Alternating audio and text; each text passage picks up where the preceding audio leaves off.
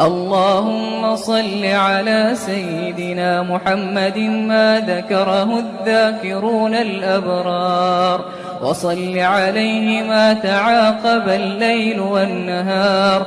اللهم صل عليه وعلى آله وعلى المهاجرين والأنصار.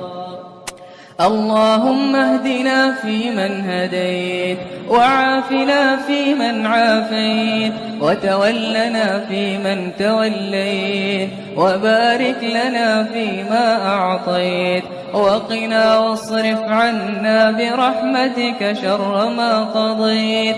إنك تقضي بالحق ولا يقضى عليك، إنه لا يعز من عاديت ولا يذل من واليت.